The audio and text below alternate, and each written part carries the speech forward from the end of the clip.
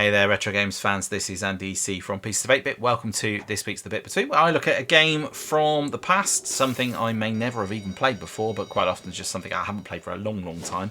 This game is no exception. I have not played this game for a long time, and I don't think I played it a whole bunch. This game, of course, is Sly Raccoon, for those of you who are familiar. For some reason it starts as the default language in German. I don't know why, but I can change it, so we'll see that in a minute. I'm just going to let this cutscene run while I talk a little bit about the game itself. So, basically, this was one of the early titles on the PlayStation, released in the golden era of the PlayStation 2, essentially. Let me change the language here just while we're doing that. And so we can see what's going on. And I am also just going to start the game as well, so that we can see the cutscenes whilst I am talking to you. So, yes, as I said, released in 2002 for the PlayStation 2. This is Sly Cooper and the Thievius Raccoonus in the US, or just Sly Raccoon in Europe, and it was developed by Sucker Punch Productions, the same studio that also brought us the infamous series and the Ghost of Tsushima. But this was their breakthrough moment, and you can definitely see why as we get into the gameplay. And basically, it's a, I mentioned golden era there as well. It's a character-driven platformer.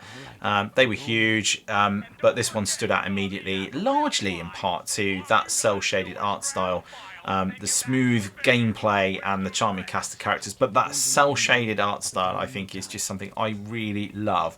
And if you look at games like Wind Waker on the GameCube, I just think games like that just don't age at all. Right, what I'm gonna do is I'm just gonna play this very first little bit, and then we get quite a long cutscene afterwards. So we're just gonna play through here, and then I'm gonna carry on and talking about the game itself. Obviously, we're playing as Sly Cooper, and he is a master thief. In the last of a long, he's the last in a long line of gentlemen thieves, basically. His family's treasured manual, the Thievius Raccoonus, as we'll discover shortly, basically gets stolen, and it's stolen by the Fiendish Five, and he has to basically go and find all the pieces of it and put them all together. And with the help of his friend, who's in the corner there, who's Bentley, and who's a tortoise, and the brawny getaway driver Murray, Sly basically goes all around the world to reclaim the pages and restore his family legacy. Okay, so let's just go up here. We've got a little stealthy bit. So this is very much just the intro part. The controls are very, very intuitive from the get-go. I'm just going to leap across here. Yes, Bentley the turtle. Oh, he's a turtle actually, not a tortoise. I can't remember what I said. Alright, I'm just going to do this. If I go in these lasers, I will get fried.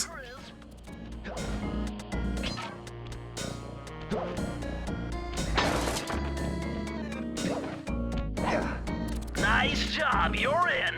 Inspector Carmelita Fox's office is behind the red door.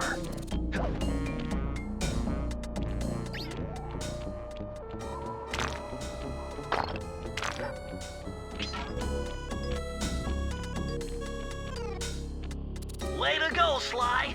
This is where Inspector Carmelita Fox stashes all her important files. I hacked into the police security mainframe and discovered this false code. Oh, we get this one for free. He's going to give us a code. Try dialing in 937. Okay, so 9. We just use the D-pad to do that. 937. There we go.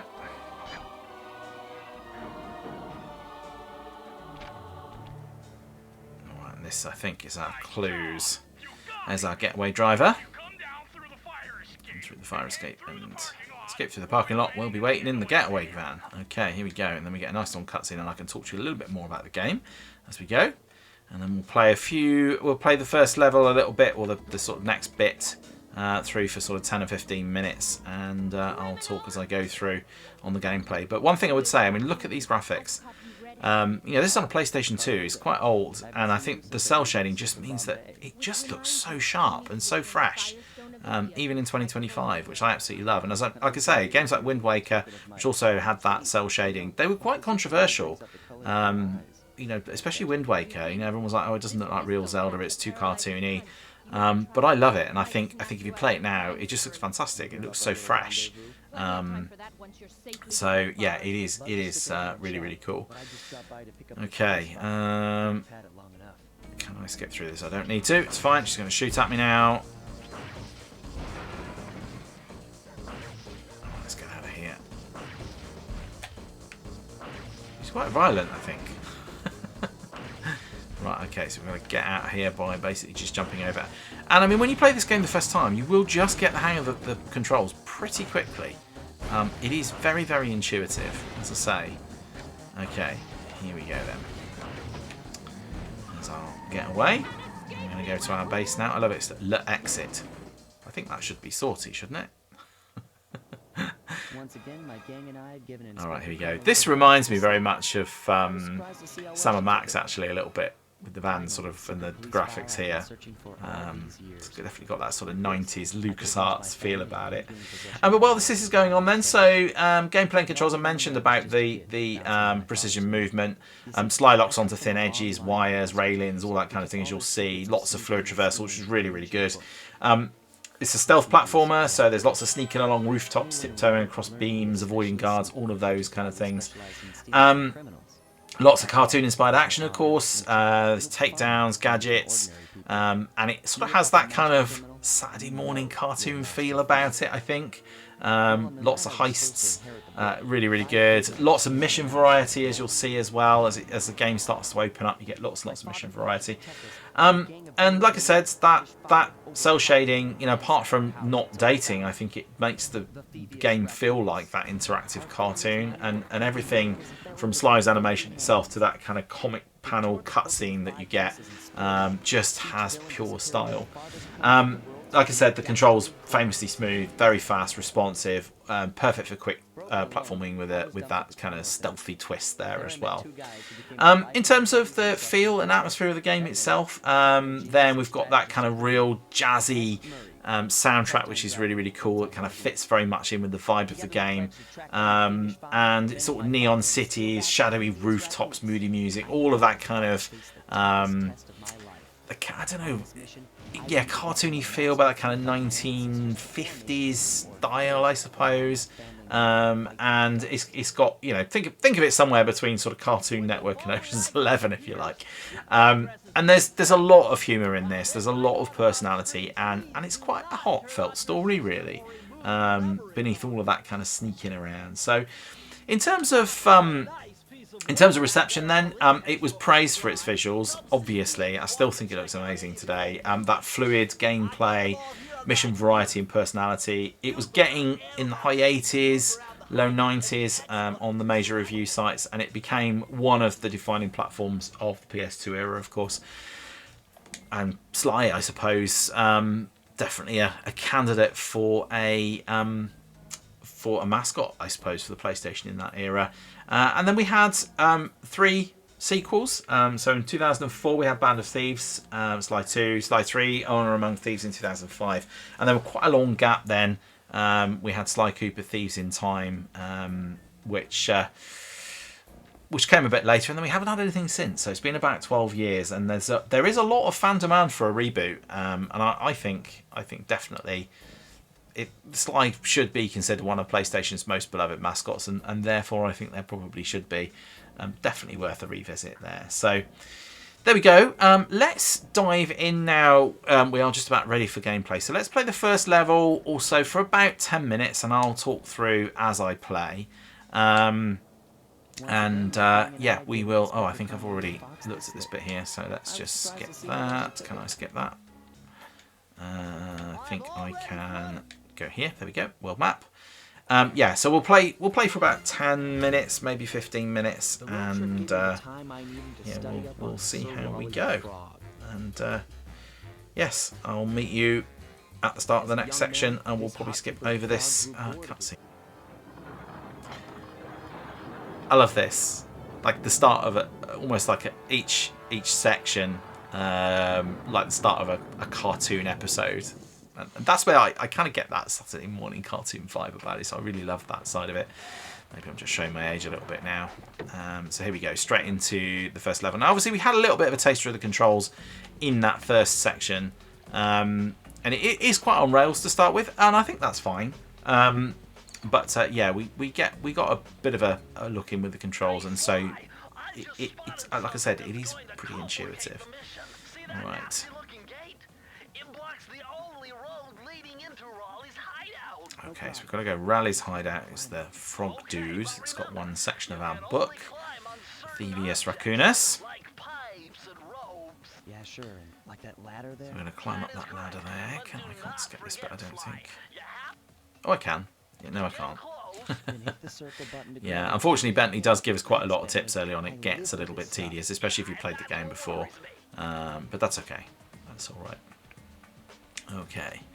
I'm going to collect these coins. And then we've also got to collect these little bottles. You'll see this in a minute. Okay.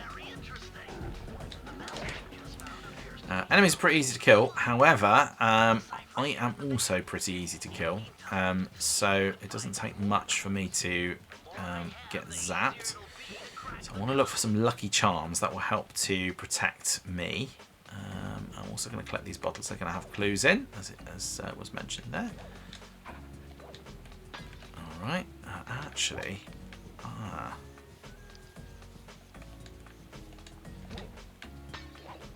happened to know that I could do that, which was handy. You grip on with your hook. It tells you about that later, but I already knew about it, which is quite convenient for me, at least. Right. There we go. Circle to climb.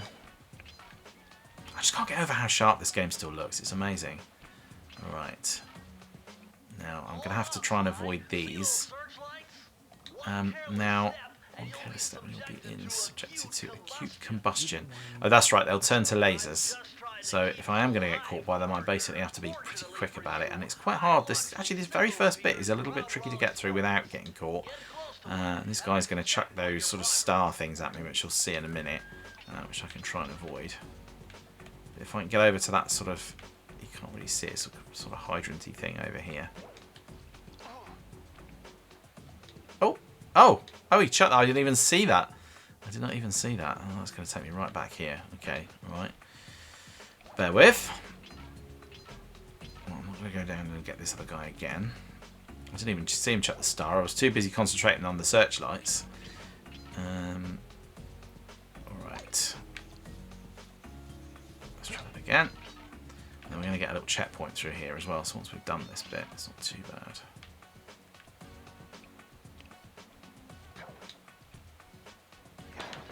Right, okay. Now I need to go get him first. Because basically it's a one-hit job. So if he hits me, then I'm out of the game. So, let's just go up here. Oh, actually, there's something I noticed up there. I never actually spotted that before, but up there... Oh, you know what? Oh. Actually, that's not such a bad thing, because... I could... I'm doing this really badly. I am going to run out of lives, actually, as well. This is the other problem, is I don't really want to be dying, because I will run out of lives, and then I will be game over. It's not infinite lives on this. But one thing I have realised here is if I go up this way... I'm wondering, actually, whether this might have been a better way to go in the first place. Okay. Oh, and he's back. Oh, and of course they're back. Right, okay. Has he seen me? Yes, he has. Right, okay, that's that sorted. Okay. I mean, they're pretty easy to kill, the enemies at the start, but obviously, yeah, like I said before, if they hit you, then you are done for in one hit until you've at least found some of these little lucky charm things, which we'll find in a bit. I can't believe I just walked into some nettles and died. Okay, this is a checkpoint, so it's going to tell me that now. There we go. And then that's good. According to my amphibio positioning system. That big blimp is where Raleigh is hiding out. You know, That's where we're the going. blimp looks more like a machine than a hideout. You're right, Sly.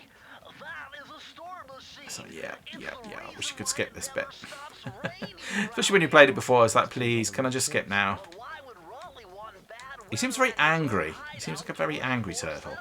24/7? The rain or shine, I'm gonna As stay well. my He always family seems to back. be bossing me around a little bit.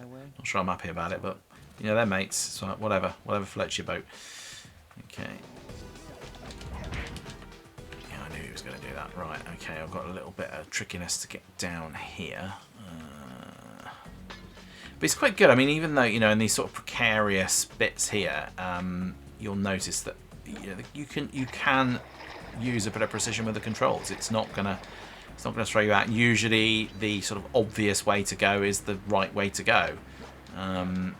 So it doesn't kind of catch you out. This bit I've had a bit of trouble with before. That bottle that's over there is a little bit of a nuisance to get to without falling off the waterfall. Yeah, that's it. There's a pressing going on. So I need 20 of these, otherwise there's a safe that I can't open later on. So I need to collect all of the clues. Okay. Again, nice and easy. So jump and hit circle to grab onto the hooks. They're nice and obvious to spot. And yeah, it is really super easy at this point. As the game gets on, obviously it gets a little bit trickier, but yeah, nothing seems too bad at catching you out. It's that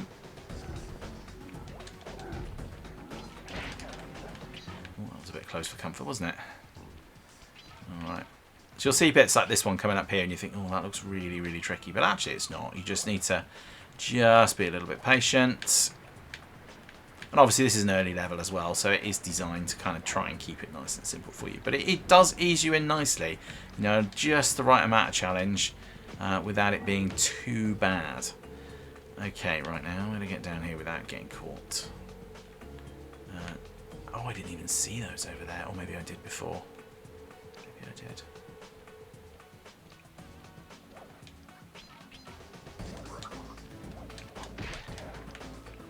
Where is? It's over there. See that little hydrant thing? That's where I've got to go again. To be quick about it this time. Yeah, I did that quite efficiently that time, I think. That's probably the most efficient I've ever done that. Right, let's go back up here and collect these coins. Alright. Now, I'm going to go over and get some more of these little bottle things as well. I'm going to go over here.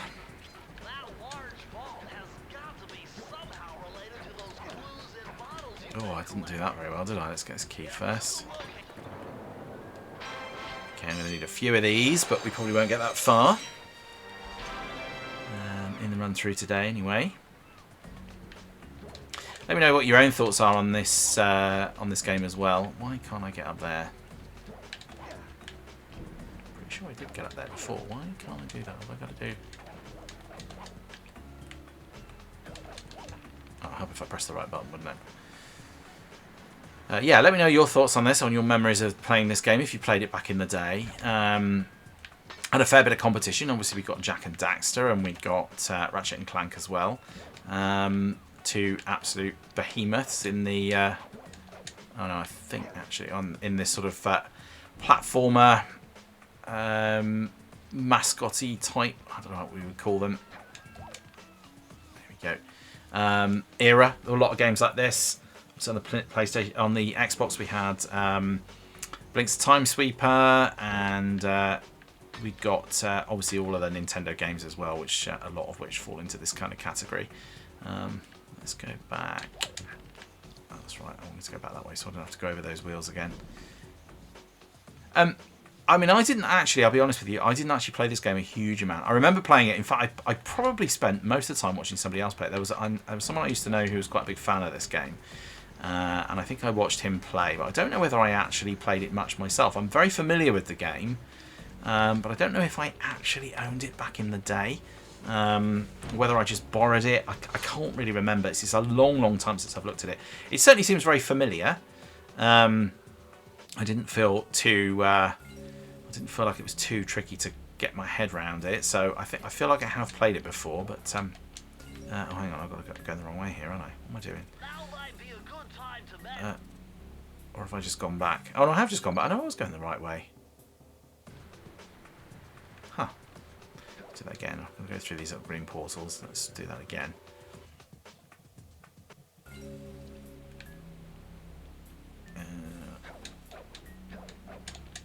There we go.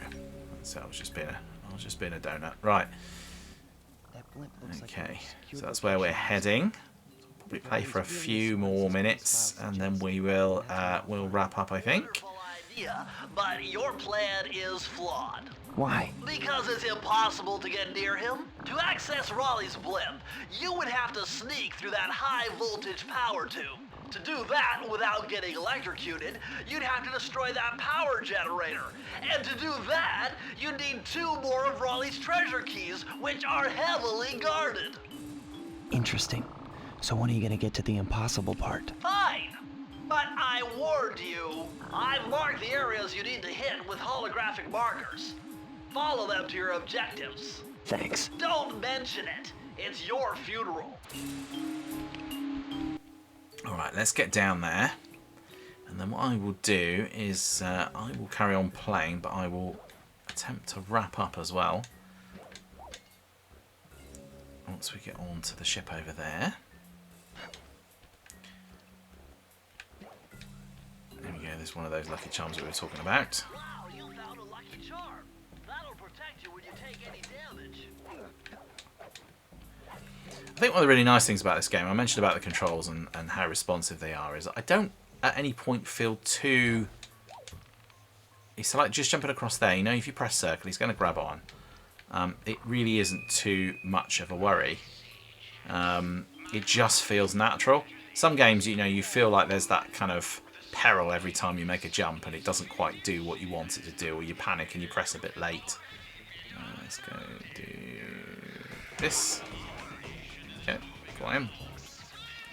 So the controls just feel very intuitive and very responsive, which I really, really like. And it's very, very easy to pick up.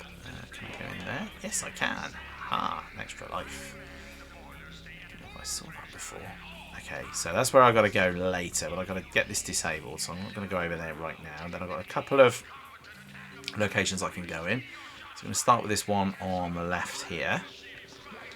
I'm just going to do this for a few seconds. And then I'm going to wrap up, I think, and I'll play in the background and I'll tell you what I think. Better close those furnace doors. Jump and press the square button. That'll slam them shut.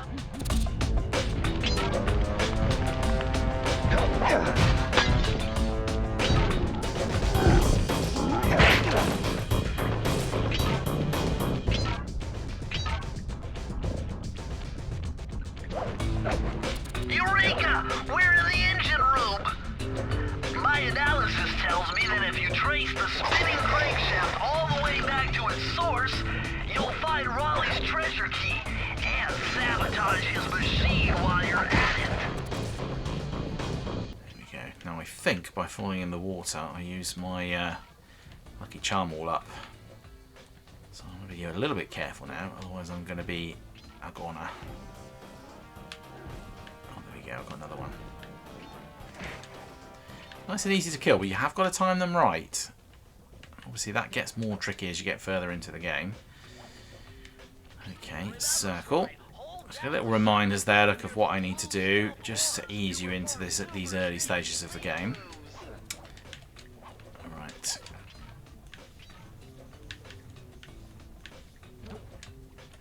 Whee. A little musical interlude there, sorry. Okay, and over we go. Right then, I'm going to wrap up now. I'm just going to carry on playing in the background, and I'm going to summarise what I think of Sly Cooper, whether I think you should take a look, now that I've had another chance to have a bit of a play. And yeah, I'll leave it there. So let's get through and let's do that.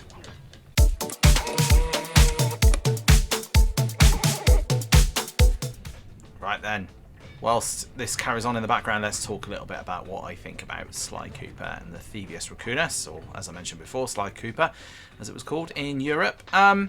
Yeah, I mean, there's probably not much more to say on it, really, is there? I mean, I've said a lot as I've been playing the game.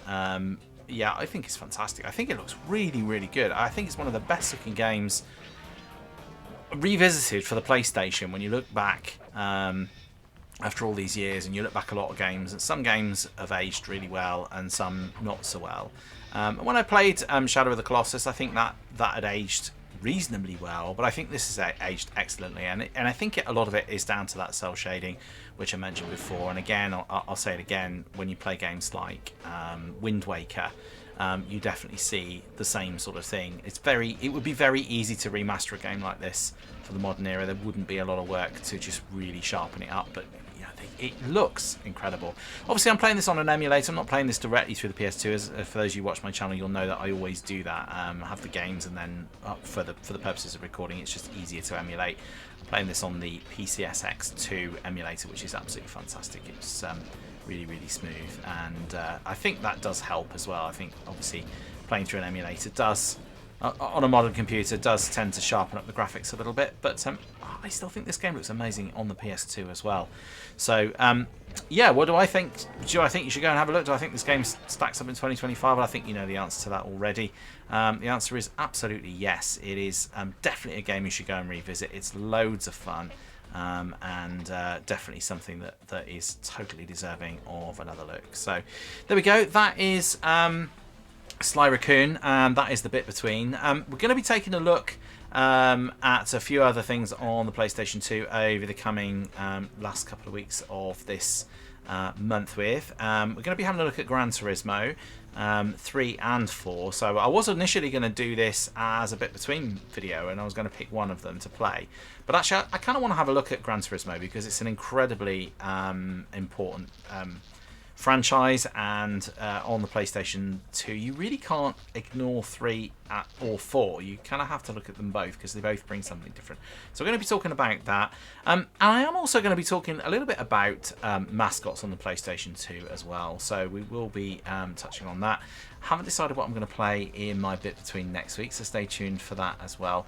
And just one other thing to bear in mind, for those of you who watch this channel and you watch my Monday Minute, which is a 1 minute sort of bite-size video that I do, they have now actually moved over to a new channel, Pieces of 8 Bits Bite Size, and they're going to be living on there. It's just it's all to do with the YouTube algorithm. I won't explain the details, but they've moved over to there, but they are still available, and the links are in all my videos, so you can just go and find those, certainly all the videos from now onwards, if you want to watch those. And of course you can also watch it on my channel on TikTok as well. So there you go. That is that's this week's bit between. Join me for more videos soon, obviously for my next one, which is Friday 6 PM UK time, when we will be talking about Gran Turismo. And yeah, thanks ever so much for watching. If you enjoy these videos, please do hit that like and subscribe button so you don't miss any future content, and thank you so much for your support. And that just leaves me to say thank you again for watching. Please do all take care of yourselves. I will see you in the next one. Bye for now.